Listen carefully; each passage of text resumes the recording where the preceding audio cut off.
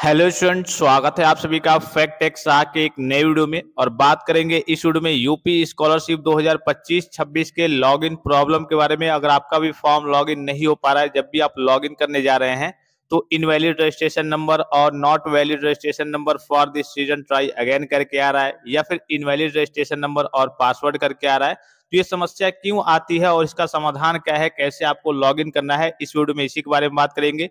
तो वीडियो को ध्यान से देखेंगे, पूरा जरूर देखेंगे और सारी चीजों को समझेंगे।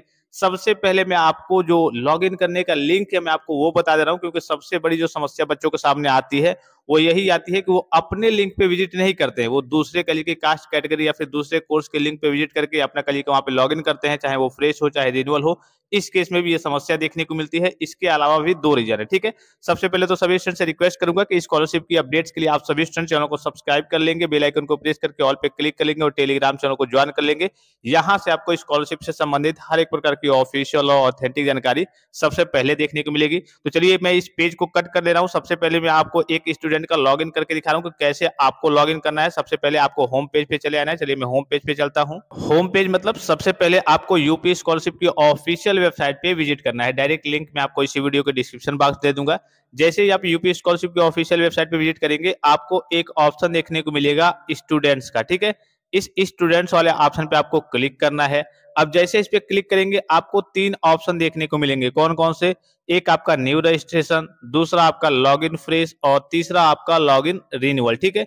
तो आपको क्या करना है? लॉगिन करना है अपने फॉर्म को। न्यू रजिस्ट्रेशन तो अलग चीज हो गई, आपको लॉगिन करना है। अगर आपने किसी कोर्स में किसी क्लास में, जैसे आपने कक्षा 9 में या फिर कक्षा 11 में पहली बार फॉर्म को फिलअप किया होगा, तो फ्रेश लॉगिन पे क्लिक करना है, अर्थात लॉगिन फ्रेश पे क्लिक करना है। वही मान लीजिए कि आपने कक्षा 9 में और कक्षा 11 में फॉर्म को फिलअप नहीं किया था, डायरेक्ट आप कक्षा 10 में, आप कक्षा 12 में फॉर्म फिलअप कर रहे हैं, तब भी आपको फ्रेश लॉगिन में अर्थात लॉगिन फ्रेश पे क्लिक करना है। इसके अलावा मान लीजिए कि आपने कक्षा 9 में कक्षा 11 में फॉर्म को फिलअप किया था, 10 और 12 में बस आपको रिन्यूअल करना होता है, तो लॉगिन रिन्यूअल पे क्लिक करना है। इसी प्रकार से अगर आप कोई कोर्स वगैरह करते होंगे यूजी पीजी और डिप्लोमा के, जैसे BA BSc MA MSc BCom MCom DElEd ITI polytechnic BTech BEd BTC nursing, जितने भी कोर्स वगैरह हो गए आप 10th और 12th के बाद से, तो अगर आप वो कोर्स कर रहे हैं, फर्स्ट ईयर में आपने स्कॉलरशिप का फॉर्म फिलअप किया था, तो सेकेंड ईयर में आप चले गए हैं, तो बस आपको रिन्यूअल करना होता है, तो लॉगिन रिन्यूअल पे क्लिक करना है। अगर आप पहली बार किसी कोर्स में फॉर्म फिलअप कर रहे हैं तो आपको लॉगिन फ्रेश पे क्लिक करना है। इतना समझ गए, ठीक है। तो जो भी आपका होगा, फ्रेश होगा या फिर रिन्यूअल होगा, उस पर आपको क्लिक कर देना है। अब जैसे इस पे क्लिक करेंगे आपके सामने कुछ इस प्रकार का इंटरफेस आपको देखने को मिलेगा। यहाँ पे आपको 4 ऑप्शंस देखने को मिलेंगे। कौन कौन से कितने ऑप्शन देखने को मिलेंगे? 4 ऑप्शंस देखने को मिलेंगे। पहला जो ऑप्शन है वो कक्षा 9 और 10 के बच्चों के लिए है, प्री मैट्रिक स्टूडेंट्स। दूसरा जो ऑप्शन है वो आपके कक्षा 11 और 12 के बच्चों के लिए, अर्थात कहिए कि पोस्ट मैट्रिक स्टूडेंट्स। तीसरा जो आपको दिख रहा होगा ये आपके यूजी पीजी और डिप्लोमा के बच्चों के लिए है, जैसे कई बच्चे 10th और 12th पास आउट होकर के कोई कोर्स वगैरह करते हैं, जैसे BA BSc MA MSc BCom MCom DElEd ITI polytechnic BTech BEd BTC nursing BB MBA, जितने भी कोर्स हो गए उनके लिए तीसरा ऑप्शन है। और चौथा ऑप्शन भी पोस्ट मैट्रिक के बच्चों के लिए है, लेकिन अदर स्टेट के बच्चों के लिए, ठीक है। तो आपका इसमें से जो भी होगा, जो भी क्लास और कोर्स होगा, उस हिसाब से आप अपना क्या कर लेंगे? सिलेक्ट कर लेंगे। जैसे इस पे सिलेक्ट करेंगे आपके सामने कुछ इस प्रकार का इंटरफेस ओपन होकर आएगा। देखिए यहाँ पे बात किस बार की हो रही है? 2025-26, ठीक है, इस बार की बात हो रही है, ठीक है। तो सबसे पहले यहाँ पे आपको क्या फिलअप करना है? सबसे पहले आपको यहाँ पे अपना जो रजिस्ट्रेशन नंबर होता है स्कॉलरशिप का वो फिलअप करना है, ठीक है। अगर यहाँ पे मान लीजिए कि अगर आप रिन्यूअल वाली कैटेगरी में आएंगे, तो ये जो दिख रहा होगा आपको 2025-26, ये तो फ्रेश वाले में कल के विजिट कर रहा हूँ आपको बताने के लिए। अगर आप रिन्यूअल वाले में विजिट करेंगे तो रिन्यूअल वाले में जाहिर सी बात है कि आपका रजिस्ट्रेशन नंबर पुराना होगा, तो यहाँ पे 2024-25 का आपसे मांगा जाएगा या फिर 2023-24 का आपसे मांगा जाएगा। तो सबसे पहले आपको क्या करना है? यहाँ पे आपको अपना रजिस्ट्रेशन नंबर फिलअप करना है, फिर ओटीआर नंबर फिलअप करना है। ओटीआर नंबर क्या होता है? ओटीआर नंबर किसे कहते हैं? तो इस बार कंपलसरी कर दिया गया है हर एक बच्चे के लिए, अगर आपको स्कॉलरशिप का फॉर्म फिलअप करना है तो आपको ओटीआर का रजिस्ट्रेशन करना ही करना होगा। उसका प्रोसेस मैंने ऑलरेडी बता रखा है। इसमें बेसिकली आपके आधार का वेरिफिकेशन वगैरह होता है, उसका डायरेक्ट लिंक मैं आपको इसी वीडियो के डिस्क्रिप्शन बॉक्स में सबसे ऊपर दे दूंगा। आप ओटीआर का रजिस्ट्रेशन कर लेंगे, आधार का ऑथेंटिकेशन कर लेंगे, उसके बाद से जो ओटीआर नंबर आपको मिलेगा यहाँ पे फिलअप करना है।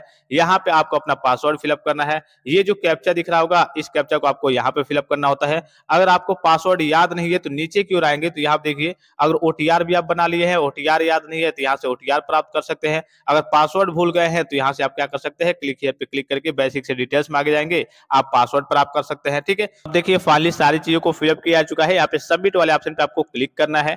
जैसे ही सबमिट वाले ऑप्शन पे क्लिक करेंगे, अगर आपका पूरा डिटेल्स वगैरह सही होगा तो यहाँ पे आपका फॉर्म क्या हो जाएगा, लॉगिन हो जाएगा। यहाँ पे आपको दिख रहा होगा सत्र कब के लिए है, प्रणाली सत्र आपको दिख रहा होगा 2025-26 के लिए है। तो इस तरीके से आपको अपने फॉर्म को लॉगिन करना होता है। क्या क्या रीजन हो सकते हैं, पहला मैंने आपको क्या बताया, ये हो सकता है कि आप अपनी कैटेगरी में नहीं जा रहे होंगे, अपनी कोर्स में नहीं जा रहे होंगे। जैसे मान लीजिए कि आप प्री मैट्रिक के स्टूडेंट्स हैं, आप पोस्ट मैट्रिक में जाकर के लॉगिन कर रहे हैं। मान लीजिए कि आप पोस्ट मैट्रिक में ही जा रहे हैं, फ्रेश के स्टूडेंट्स हैं, आप रिन्यूअल में जाकर के लॉगिन कर रहे हैं। तो सबसे पहले तो आपको अपनी कैटेगरी के अकॉर्डिंग, अपने क्लास कोर्स के अकॉर्डिंग लिंक में विजिट करना है, फ्रेश और रिन्यूअल सब देख करके। पहली चीज ये हो गई कि हाँ ये सही होना चाहिए।